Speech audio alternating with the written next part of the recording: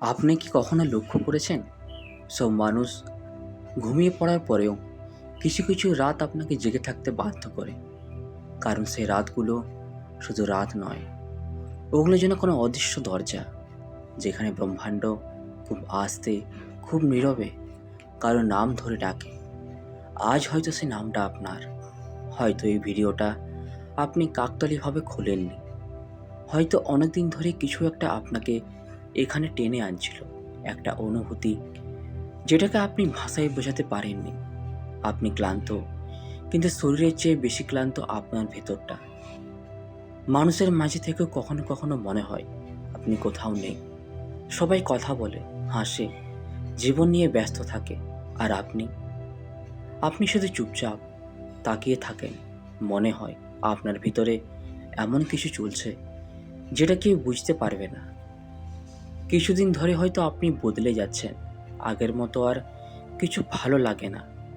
যে জিনিসগুলো একসময় আপনাকে আনন্দ দিত, এখন সেগুলো শুধু শব্দের মতো লাগে।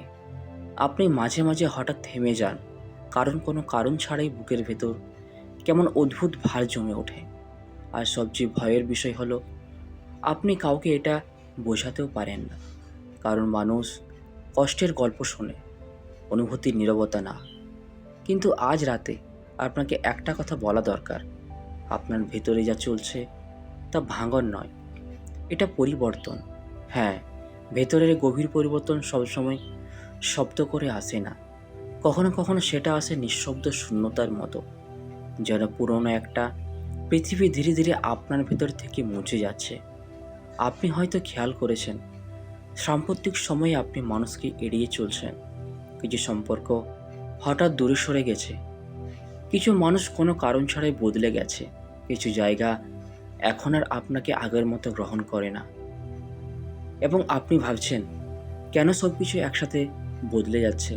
কারণ ব্রহ্মাণ্ড যখন কাউকে নতুন পথে নিয়ে যায়, তখন সে প্রথমে তার চারপাশের শব্দগুলো সরিয়ে দেয়। আপনাকে একা করার জন্য নয়, আপনাকে নিজের সঙ্গে পরিচয় করিয়ে দেওয়ার জন্য।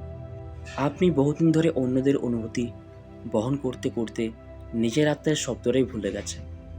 আপনি সবসময় শক্ত থাকার চেষ্টা করেছেন, সবাইকে বুঝেছেন, সবাইকে সময় দিয়েছেন, কিন্তু কেউ কি কখনো থেমে আপনাকে জিজ্ঞেস করেছে আপনি কেমন আছেন? হয়তো না। আর সে না বলা ক্লান্তিগুলো এখন রাতের বেলা আপনার পাশে এসে বসে, যখন ঘর অন্ধকার হয়ে যায় আর ফোনের আলো বিরক্ত লাগতে শুরু করে। তখন আপনার ভিতরে সেই চুপচাপ মানুষটা জেগে ওঠে। সে আপনাকে পুরনো স্মৃতি দেখায়, কিছু অসমাপ্ত কথা, কিছু হারিয়ে যাওয়া মানুষ, কিছু ভুল সময়ে শেষ হয়ে যাওয়া সম্পর্ক। আর আপনি বুঝতে পারেন আপনি এখনও পুরোপুরি এগিয়ে যেতে পারেননি, কারণ কিছু মানুষ আমাদের জীবনে আসে না থাকার জন্য, শুধু বদলে যাওয়ার জন্য আসে। আর চলে যাওয়ার পরেও তারা ভেতরে কোথাও থেকে যায়। একটা গান শুনলে, একটা গন্ধ পেলে, রাতে নির্দিষ্ট কোনো সময়ে হঠাৎ মনে হয় তারা খুব কাছে আছে, যদিও বাস্তবে তারা বহু দূরে। ব্রহ্মাণ্ড অদ্ভুতভাবে কাজ করে। সে কখনো সরাসরি উত্তর দেয় না, সে অনুভূতি পাঠায়। আপনি কি খেয়াল করেছেন, ইদানিং ছোট ছোট সংকেত বারবার আপনার সামনে আসছে? একই সংখ্যা, একই স্বপ্ন, একই ধরনের অনুভূতি।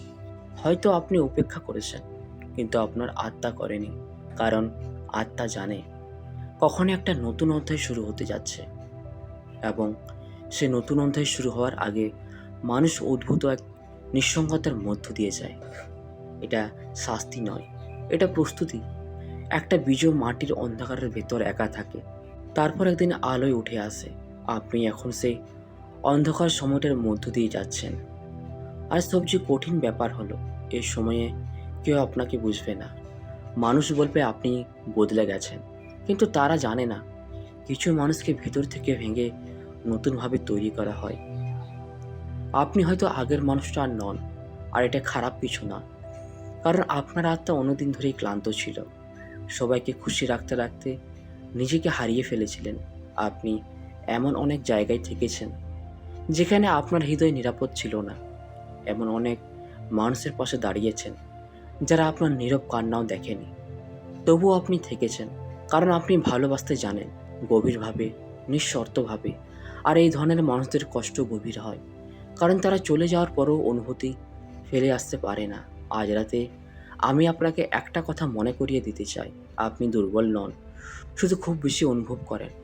এই পৃথিবী অনুভূতিহীন মানুষদের সহজে গ্রহণ করে, কিন্তু যাদের আত্মা গভীর তাদের পথ সবসময় একটু নিঃসঙ্গ হয়, কারণ তারা সাধারণ শব্দে বাঁচতে পারে না।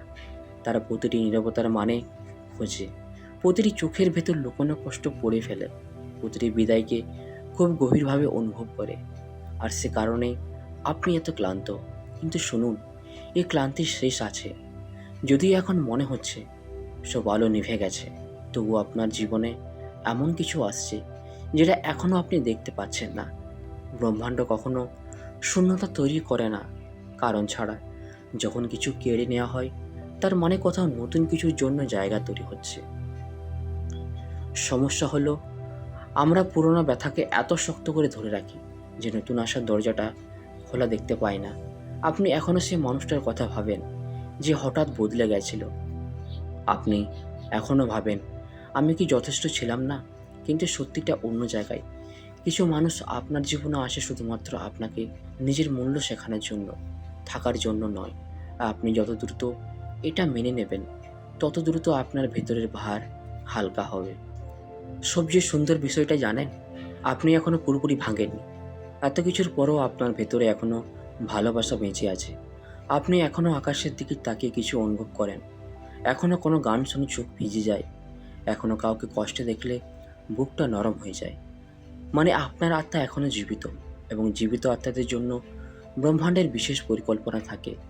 হয়তো এই মুহূর্তে আপনি কিছু হারিয়েছেন, একটা সম্পর্ক, একটা স্বপ্ন, একটা মানুষ, অথবা নিজের আগের সংস্করণটা। কিন্তু কখনো কখনো হারিয়ে যাওয়াটাই মানুষকে নিজের কাছে ফিরিয়ে আনে। আপনি কি মনে করতে পারেন শেষ কবে আপনি নিজের সঙ্গে শান্তিতে বসেছিলেন? শেষ কবে কোনো অভিনয় ছাড়া শুধু নিজের মতো ছিলেন? হয়তো অনেক দিন হয়ে গেছে, কারণ পৃথিবী আপনাকে সবসময় একটা চরিত্র হতে শিখিয়েছে, শক্ত হতে, হাসতে, ব্যস্ত থাকতে। কিন্তু কেউ শেখায়নি কিভাবে নিজের ভেতরের কান্নার পাশে বসে থাকতে হয়। আজ রাতে সেটাই করুন, পালাবেন না। এই নীরবতার ভিতরে একটু বসে থাকুন। আপনার আত্মা অনেকদিন ধরে আপনার সঙ্গে কথা বলতে চাইছে। হয়তো সে কারণে আপনি বারবার একই অনুভূতিতে ফিরে যান, কারণ কিছু অনুভূতি উপেক্ষা করলে চলে যায় না, তারা আরও গভীরে নেমে যায়। তো বন্ধুরা, ভিডিওটি আমরা এখানেই শেষ করছি।